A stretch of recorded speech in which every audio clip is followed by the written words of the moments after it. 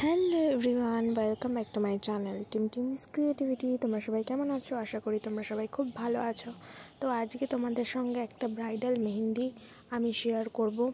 তো নিজেই করছিলাম, যার জন্য সেইভাবে প্রপারলি ভিডিওটা আমি করতে পারছিলাম না। তো স্টেপ বাই স্টেপ একটু করছিলাম, আর একটু করে ভিডিও জাস্ট ক্লিপগুলো নিচ্ছিলাম।